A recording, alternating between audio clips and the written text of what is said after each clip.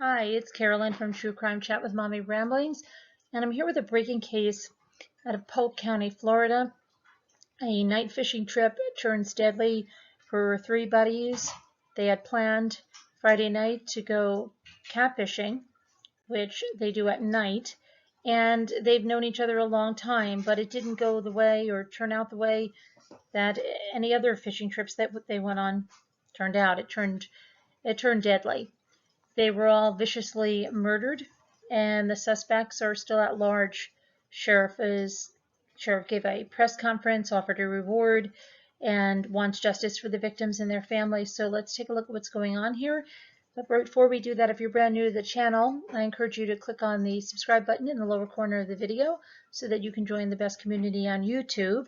We're a lot more than true crime here. We do full lifestyle channel with crafts and games and all other kinds of content, shopping hauls, just about everything, DIYs. I think you'll really like it here, but let's find out what's going on here.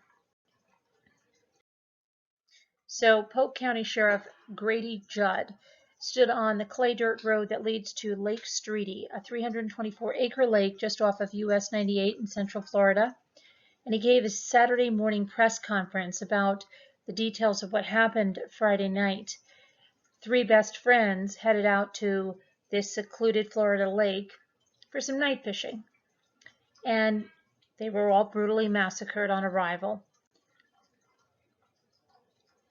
The way that they see it occurring is the way that this sheriff said so. He also said they are holding a lot of details close to the chest because they don't want to put it out there for obvious reasons. But here's what he did say, that they came in two separate vehicles. Damon Tillman came in his red pickup. He arrived first, and as soon as he arrived, he was murdered. And while the suspects, and they do believe there was more than one, were actively murdering Damon, Kevin and Brandon arrived in a white pickup, and they were shot up, and then they were murdered. But Brandon was clinging to life, and he was able to make a call to his father. His father lived about 10 minutes away and knew where they were headed and immediately went to the lake. When he arrived, it was just after 10 p.m. and the other two men were dead, but Brandon was barely alive. However, he was able to speak with his father. Now, they're not releasing what he told his father, but what he did is something that seems very significant. Anyway, his father, in all of the panic to get to the lake, left his cell phone at home. So he had to drive to a convenience store in order to get help. And then he came back to the scene with a 17-year-old from that convenience store. Now, as EMS, sheriff's office, and the fire arrive, Brandon succumbed to his injuries. The sheriff said the victims were beaten and shot, and they're seeking leads to solve this sooner rather than later. Again, they believe there's more than one murderer that killed three people in this very quiet country community.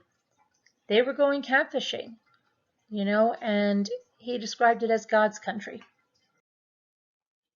They are starting with a $5,000 reward for information that leads to the arrest of those responsible. Sheriff said the victims, their parents, and their families deserve to have this solved sooner rather than later. He took some questions, and in that, the ages were asked, and Brandon was 27, Damon was 23, and Kevin was 30. The sheriff elaborated that they were best buddies for years, and that Brandon was still alive when his father got out to the scene. Again, the information that Brandon told his father is not being released.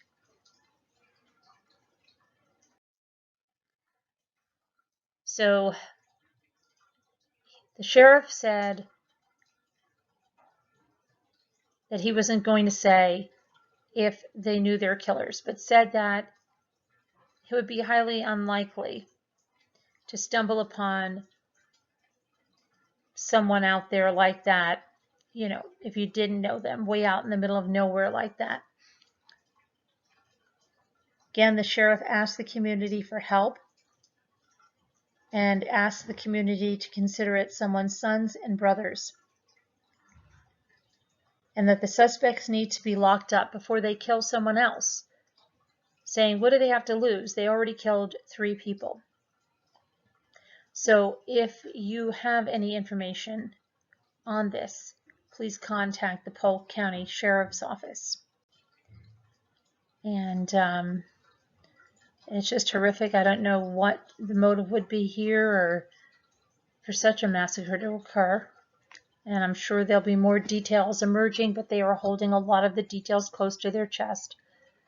So thank you guys for watching, and I hope that these murderers are brought to justice ASAP. Thanks for watching. Talk to you later, guys. Bye-bye.